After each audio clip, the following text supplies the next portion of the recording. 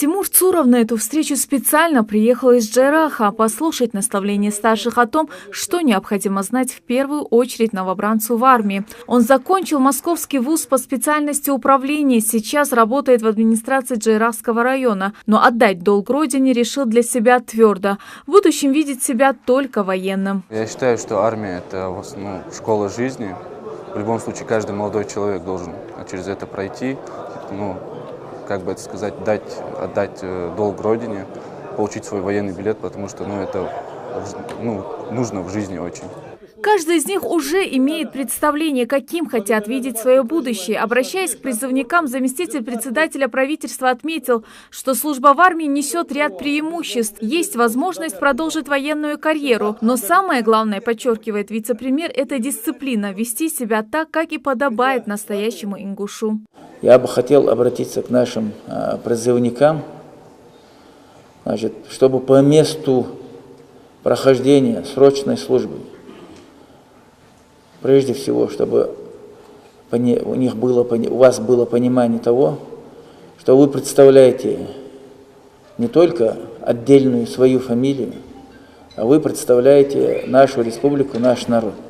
Призывная кампания стартовала с начала месяца, а первая отправка призывников из Ингушетии запланирована на 18 апреля. Всего в рамках этой кампании на службу в армии должны отправиться 250 человек. На сегодняшний день в различных родах войск проходят службу свыше 500 солдат из республики, а больше 80 после армии работают по контракту в различных городах России. И сегодня у ребят есть уникальная возможность выбрать себе подходящее направление в службе. Призывники из нашей республики будут направлены для прохождения военной службы в сухопутные войска западного, центрального и восточных округов, железнодорожные войска, войска Национальной гвардии.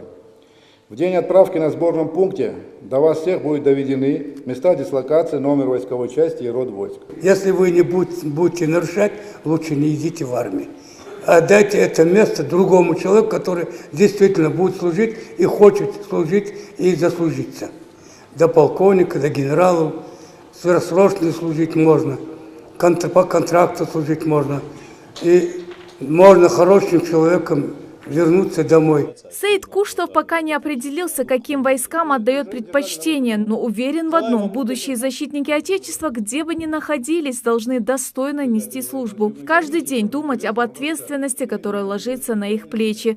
Тем более, когда есть на кого равняться. Генералов и героев среди ингушей немало. Цель моего прихода сюда – это для себя определиться, в каких войсках я буду служить, где я могу быть полезным, освоить какие-либо навыки и послушать старших, тех, кто отслужил, и тех, кто знают, что это такое. А председатель комитета солдатских отцов в своем выступлении затронул и такой вопрос, как нарушение армейской дисциплины и участие в конфликтных ситуациях военнослужащих из Ингушетии, которые, по сути, и сами не служат, и другим не дают. Таких немного, но все же есть. В основном же наши ребята служат достойно. Об этом свидетельствуют многочисленные благодарственные письма от командующих воинских частей. Хотелось бы от ребят, лично наших, чтобы особо внимание себя не привлекали. У меня столько писем здесь, столько характеристик, положительные и отрицательные.